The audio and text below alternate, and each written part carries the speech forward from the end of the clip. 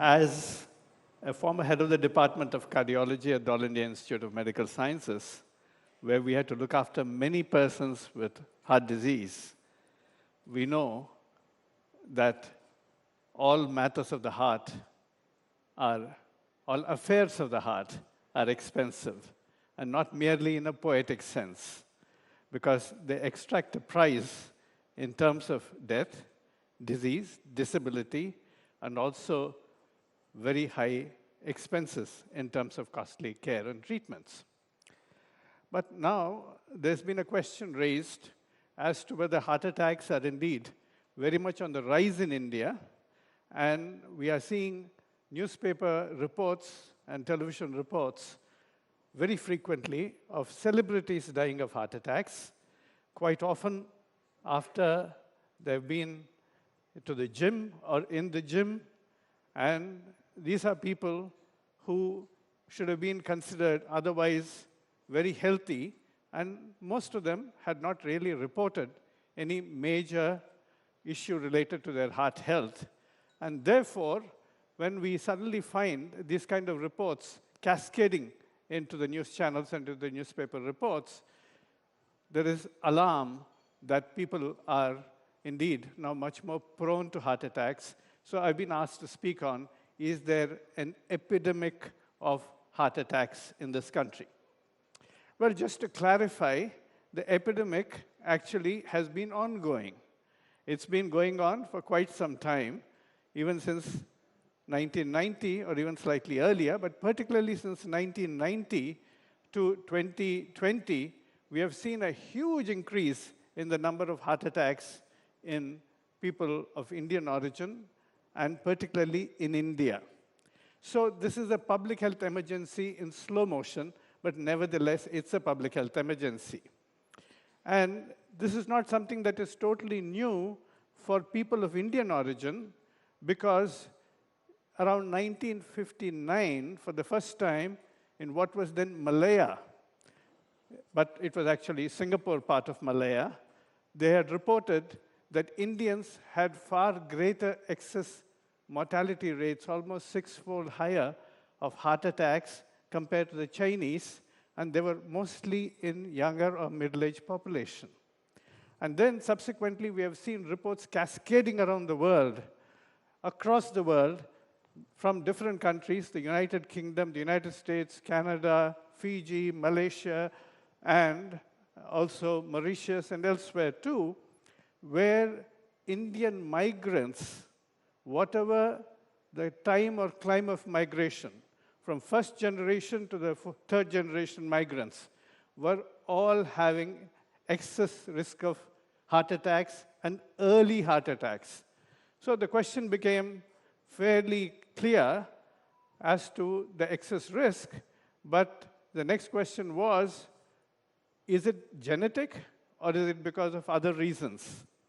Now, we started doing studies through the Indian Council of Medical Research funded studies in India in early 90s, and we started comparing, firstly, Indians in India with Indians in UK, and also Indians living in urban areas in India and living in rural areas in India to find out what these differences are.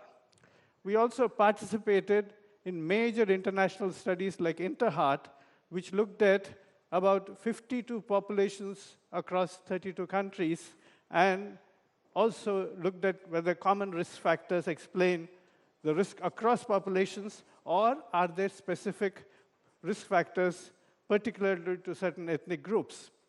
Now, it is very clear that InterHeart showed that there are 9 risk factors which are common globally to all populations, including to Indians. But the levels at which Indians manifest this risk is different. We actually start expressing our risk much more, in a sense, in a severe form, even at relatively lower levels of risk factors, whether it's blood pressure or whether it is LDL cholesterol or total cholesterol or so. So the question became, is it genetic, or is there some other predisposing factor which sort of identifies why these people are at excess risk? And that is getting precipitated by our living habits, which are changing quite rapidly with modernity. So when we looked at it, it was very clear that when you compare Indians living in the UK, for example, with Afro-Caribbeans and white Caucasians living in UK, things like diabetes, fairly high deposition of fat in the abdomen, and either what's called insulin resistance, and certain abnormalities in the fat, like low levels of the protective HDL cholesterol, these and high levels of triglycerides, these appear to be particularly common among Indians. But when we started looking at urban and rural comparisons in India, then it became very clear that the conventional risk factors like high blood pressure and smoking, obesity, and high levels of serum cholesterol, they appear to explain the risk between urban and rural Indians. Indeed, we also did a factory study in which we looked at factory workers in big cities of India who had migrated recently in 5 years or slightly earlier to urban areas and compared them with their siblings who had stayed back in rural areas. And there we found that within 5 years of urban migration, what we can call urban acculturation, every single risk factor went up in those who had come to the cities. Blood pressure, body weight, blood glucose, blood cholesterol, name it and you have it.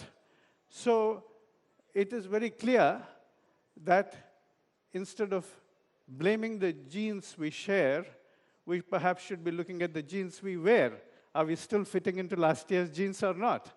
And one of the things that is very clear now is this abdominal fat, which is deposited much more around the organs of the abdomen, is much more predictive of risk of both diabetes and heart attacks than what is conventionally measured as the body mass index, which is the ratio of weight to height.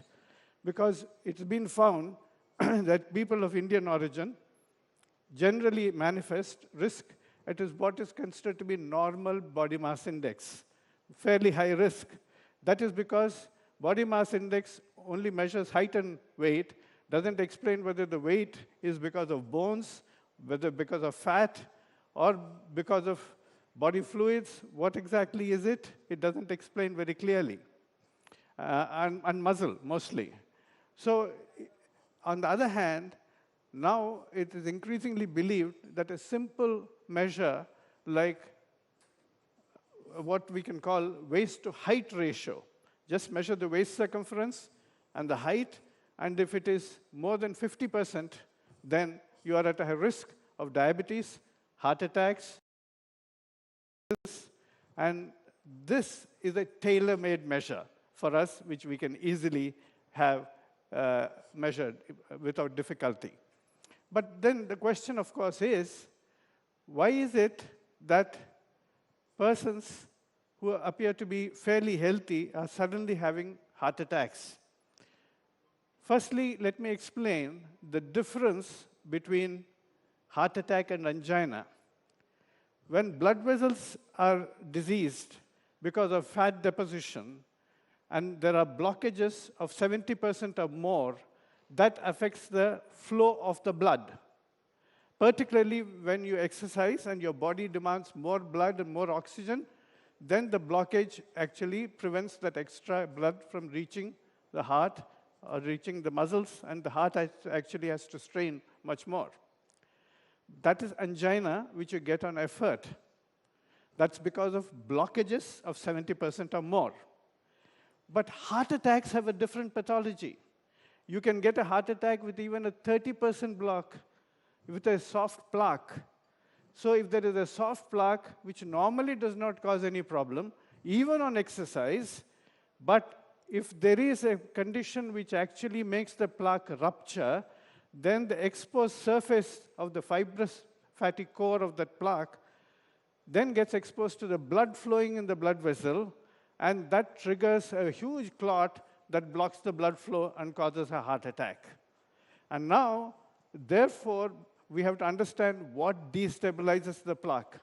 We know that sudden rise in blood pressure can do it, a lot of stress can do it, smoking can do it, a very fatty meal can do it, and lack of sleep, which can cause a lot of inflammation in the body.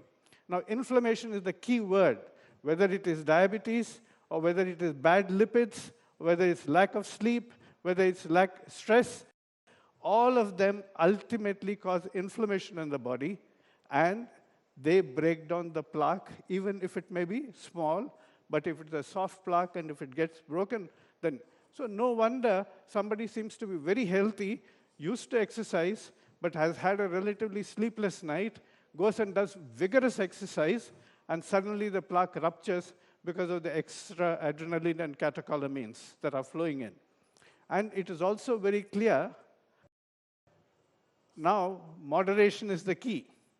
We have all been told that a lot of good exercise is wonderful, but recently a lot of data have come in that people who do very vigorous exercise very frequently are at greater risk of atherosclerosis. They have greater risk of cardiac rhythm abnormalities. Similarly, too high in HDL. HDL is supposed to be the protective cholesterol. But anybody who has more than 80 is actually at a higher risk of heart attacks. So better keep it above 45, preferably around 50, but certainly not above 80. Similarly, LDL is supposed to be the bad cholesterol.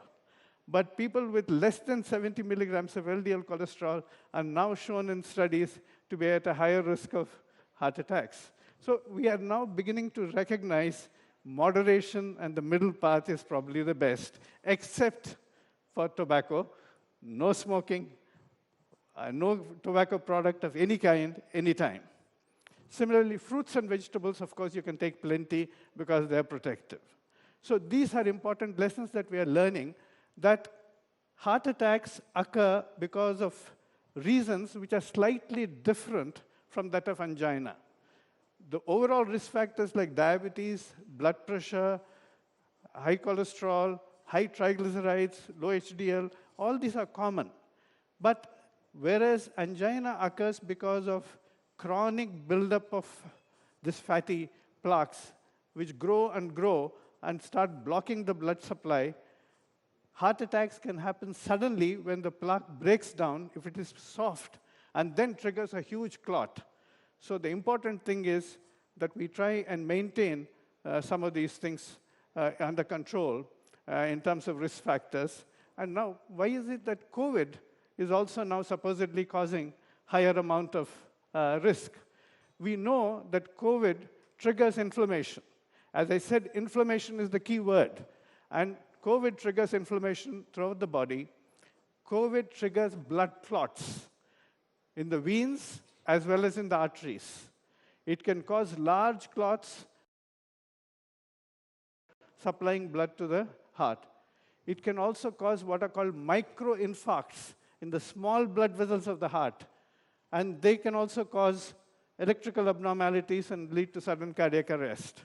So COVID, because of the inflammation, is also triggering heart attacks. And that is something that we ought to be, and it destabilizes plaques. So that is the reason why we have seen an increase in recent years, particularly of what are reported to be COVID-related deaths. And a celebrity who has recently recovered from COVID goes to the gym after a relatively sleepless night of partying and does vigorous exercise, and next day appears in the headlines as a sudden unexplained death at the age of 40 or 45. So that is the problem. Now, one of the things that we must recognize is that heart attacks are indeed occurring at a relatively earlier age in India, but it is also true that they're increasingly occurring among poorer people. Whenever the pandemic of heart attacks starts, any country, or the epidemic of heart attacks starts in any country, it usually starts in the richer sections who have greater access to fatty diets.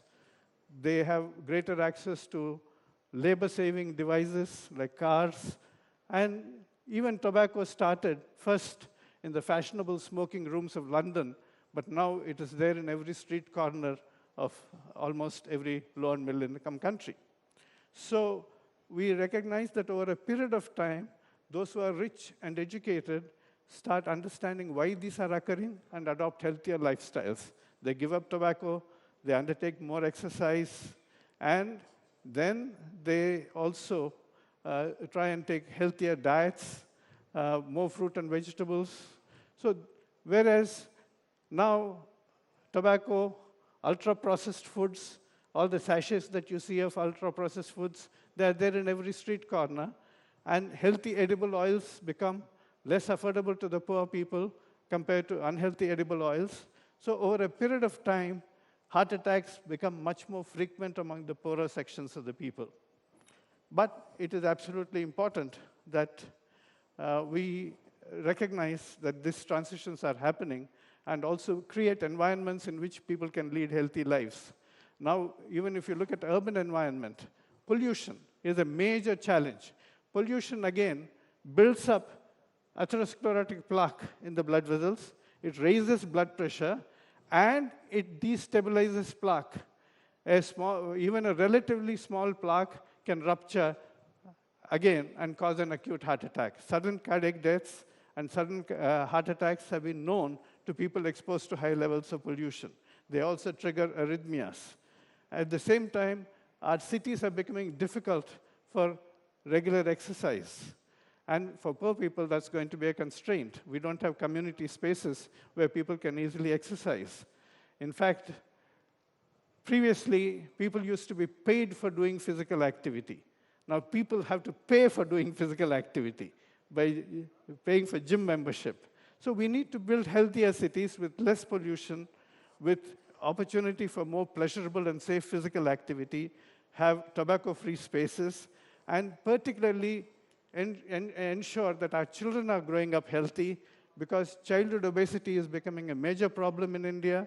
And even obesity, if you're really looking at it, the latest NFHS 5, the National Family Health Survey 5, in adults in India reported that 24% of the adults in India were obese, overweight or obese, even by the conventional standards. Leave aside the waist-height ratio. And 19% in rural areas and 33% in urban areas. And just to give you a figure, when my former colleagues in All India Institute of Medical Sciences, along with people in Chennai, conducted a major diabetes study, but not just diabetes, pre-diabetes, what's called dysglycemia, other indicators of pre-diabetes also combined with diabetes. In Delhi, among adults above age of 20 years, 72% of men and 73% of women were found to have dysglycemia, or unacceptable glucose levels, diabetes or pre-diabetes. So that is the kind of catastrophe that we're walking into. Plus, of course, in terms of stress-related issues, there is a challenge about increasing stress in modern life. Stress is actually a protective phenomenon to some extent, because we do need a certain amount of stress, particularly when there are emergencies. Acute stress is required. If you're walking on the street and suddenly a DTC bus rushes at you, you can't say, "Ki farak panda," right? So there is a certain amount of stress that saves you. You have to jump up and protect yourself. So stress is protective. But too much of stress, particularly chronic stress, and particularly situations where you have very little control of how to manage the stress, that actually continues to create inflammation, erode the organs of your body, especially blood vessels, and create atherosclerosis as well as rupture soft plaques. So in terms of stress, just remember this. Stress is like a musical string instrument. If your strings are too lax, they don't make good music. If your strings are too taut, they don't make good music. So just the right amount of stress is what is optimal for us. So I think there are a number of ways in which Indians can protect themselves in very many ways. But some of the things that we must recognize is that even when we are talking about blood tests or blood pressure or blood glucose, any of these, we do recognize that most of them operate in a moderate band, neither too low or too high. And it is important for us to maintain that moderation, even in terms of physical exercise, etc. And then we will be able to avoid the heart attacks. But indeed, heart attacks are rising in this country, and they're affecting people across all social classes, in all parts of India. Both genders are affected, and therefore it's absolutely important for us to prevent the heart attacks as well as we can by creating conditions where we can make and maintain healthy living habits, but also following certain simple rules by which we can protect our hearts. Thank you very much. So any questions? I'll be happy to take some questions. Aman there from News18 India. Yeah. Dr. Saab, we are used to having annual preventive health checkups. But after hearing you, do you think we should have more frequent health checkups, like a lipid profile, like other health checkups? And another thing I wanted to ask you, that if there is one thing that you would advise everybody to not do so that you don't get a heart attack, what should that one thing be? Okay. You should not expose yourself to tobacco actively or passively. That's a critical element. But the second element about your health checkups, I believe that health checkups are useful, but quite often they can be misleading if they do not give you an overall evaluation. Risk is never usually predicated on a single risk factor. Of course, if you have got a very high blood pressure, 210 by 130, then of course you're in trouble because of that. But mostly it is moderate elevations of many risk factors which together create the situation of a heart attack. Slightly elevated blood glucose, slightly elevated LDL cholesterol, slightly depressed HDL cholesterol. These are the various things that combine. So it's important for you to recognize that you have to modify all of them in general. The second thing is, people with even a so-called seemingly normal cholesterol can get heart attacks because it is not just the ratio of HDL to LDL that matters. In LDL itself, there is a thing called small dense LDL, which is much more atherogenic than the big buoyant LDL. And people with diabetes, people with pre-diabetes, and many Indians, unfortunately, tend to have high levels of small dense LDL fraction. And that causes a problem. Now, this is not usually measured, even in your executive checkups. Now, how does one do it? Because it's expensive. So there is a ratio of triglyceride to HDL, which ideally you should be keeping it below 3:1, preferably below 2:1, but above 3:1 sort of spells danger. So these are some of the things that you must learn to recognize. Next. Okay, I believe we have one more question. Yes, the gentleman in the gray suit. Yeah, I'm Major General Sanjay Sohi. Thank you so much for wonderful talk. Just a couple of things. In spite of maintaining good diet, at times, and like one doesn't have diabetic, one is not high blood pressure, but still gets a lot of very high cholesterol. Is there anything hereditary to do with it? Will the DNA test help in selecting the diet? Yes. Actually, there is a hereditary component to many of these things, but the actual genetic component explains only less than 10%, all put together. However, in some group of people, familial hypercholesterolemia, there is a very clear-cut genetic predisposition. And there are a number of drugs that have been developed now which can significantly reduce that, the PCSK9 inhibitors, which are very useful. But they also act in others with elevated cholesterol. And more importantly, now they're showing that they are having a remarkable effect in reducing the risk of heart attacks. So They're being used quite effectively for diabetes and also for dyslipidemia now. They're being used in combination. So it's being, the PCSK9 particularly for familial hypercholesterolemia.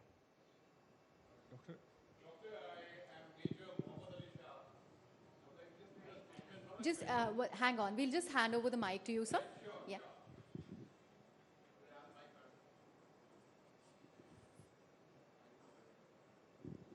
Doctor, I am Major Muhammad Ali Shah.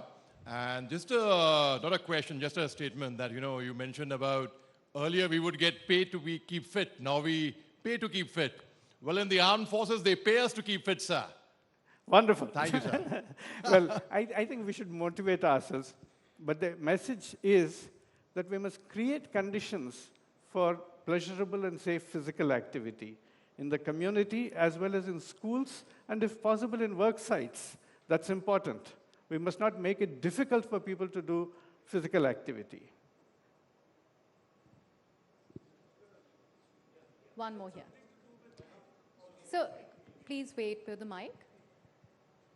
I request all of you to please raise your hand so that we are able to pass the mic. Is it something to do with luck also? There's a lot of diabetic, heavy diabetes, people high on alcohol. Kushwant Singh died at 97. Biggest alcohol guy with diabetes. What a womanizer also. But the Iyengar yoga Are guru, you saying it's a protective factor? Okay. and Iyengar guru died at 88. So it has something to do with luck also, I think.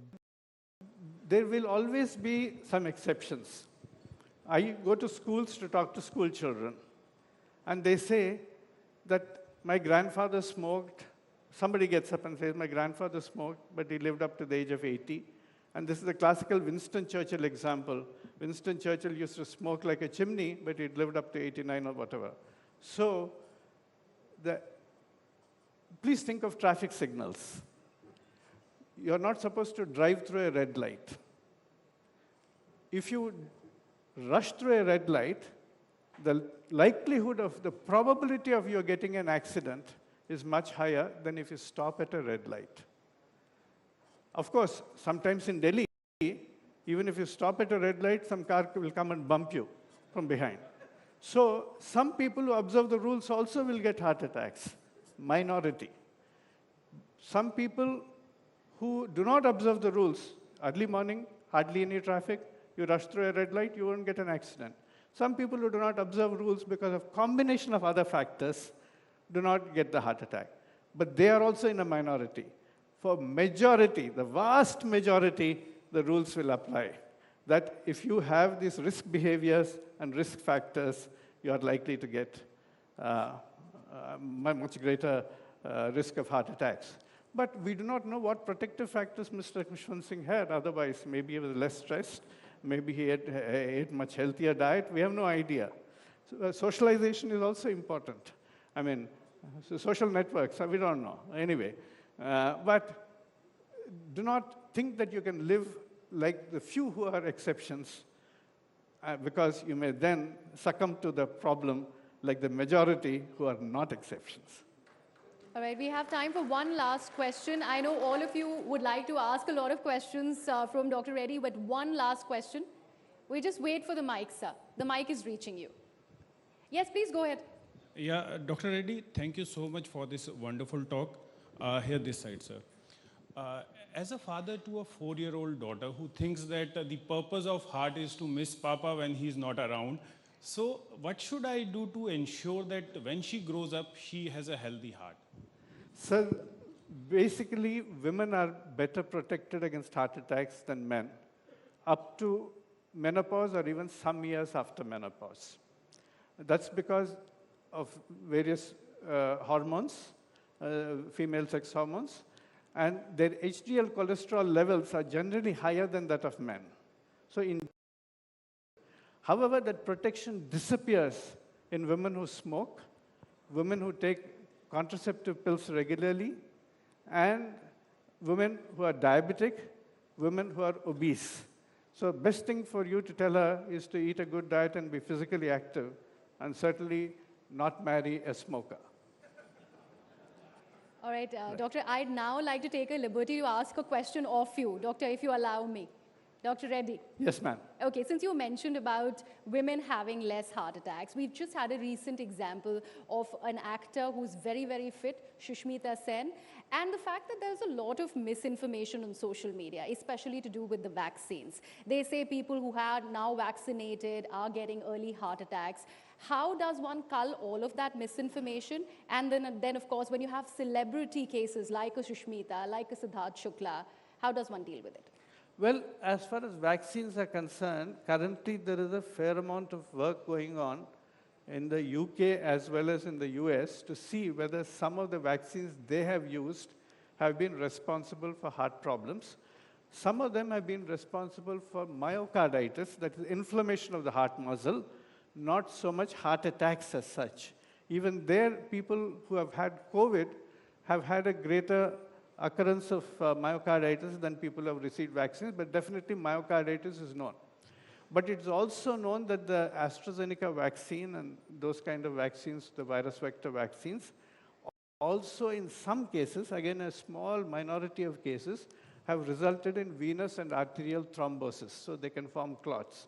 So some association is there, but in general, people who are vaccinated have much better health outcomes than people who are not vaccinated. Now, as far as some of the celebrities are concerned, I do not know the specifics of the lady you're mentioning. I think that's the lady you're hinting at. But I do not know what all factors contributed, whether smoking was a common feature, whether there was a lot of stress. We do not know what exactly are the reasons. But in general, as I said, women premenopausally, if they do not smoke, if they're not diabetic, if they do not take oral contraceptive pills, they are much better protected than men. But after menopause, in about 5 to 10 years, that protection disappears. But also, if women are diabetic, even before menopause, that protection disappears because nothing reduces HDL cholesterol or the good cholesterol like smoking and diabetes. Okay, Dr. Reddy, I don't think they are willing to let go of you just yet. I believe there's one last question from the audience. I'd request, okay, Rakesh there has a question, yes. Sure. Hi, sir.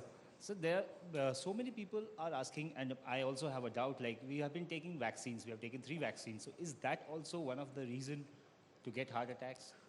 Well, this is exactly what I was mentioning, that as far as the inactivated virus vaccine is concerned, there is absolutely no risk association with clotting.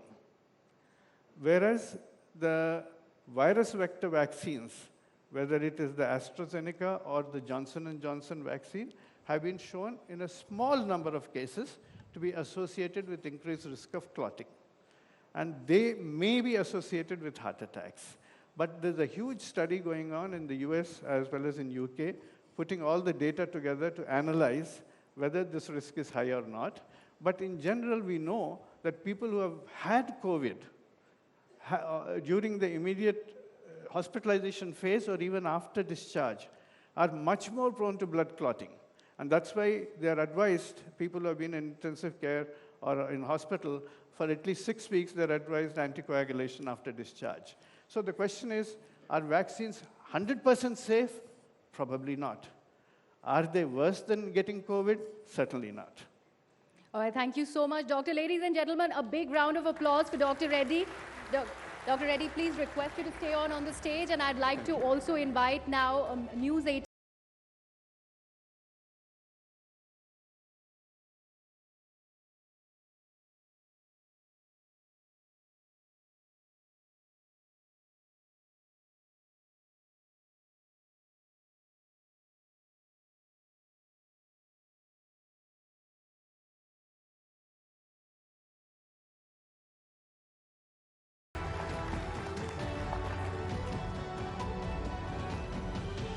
Thank you so much, Dr. Reddy and Mr. Jyoti Kamal. That was a very, very engaging session to start day 2 of Rising India Real Heroes. Ladies and gentlemen, we'd like to once again thank Dr. Reddy for being with us and taking all your questions.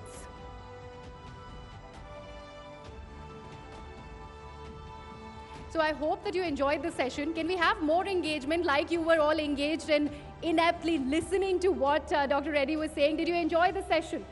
in rapt attention. All of you. Okay, okay. That's quite an engaging audience. I believe you had all your questions answered. If not, then you can actually go and get in touch with Dr. Reddy backstage. Hound him. Are they allowed to do that? Dr. Reddy, I'll take his reactions slightly later, but thank you so much for being such an engaging audience.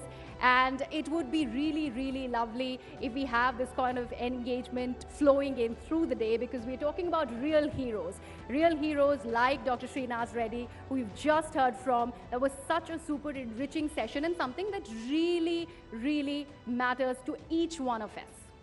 Now, ladies and gentlemen, our next session is with a leader who has held a range of important jobs, from the Chief Minister of Uttar Pradesh to the BJP President, to the Union Home Minister, and now India's Defense Minister. He holds the key to India's safety. His experience and administrative skills have ensured that millions of Indians sleep easy at night, and they are able to be very, very secure in the knowledge that terrorism is being fought and our borders are protected with a blend of intelligence and determination. On that note, I'd like to welcome onto the stage Sri Rajnath Singh, Minister of Defense, to deliver a very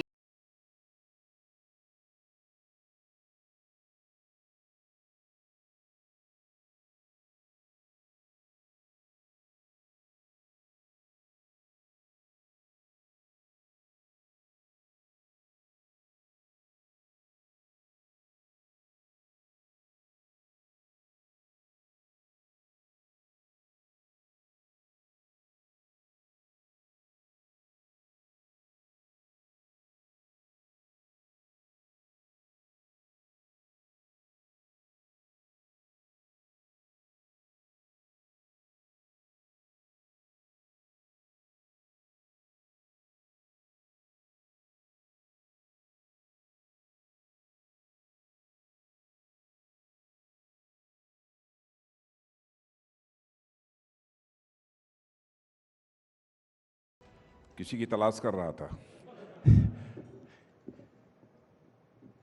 मैं समझ रहा था कि राहुल जी बैठेंगे।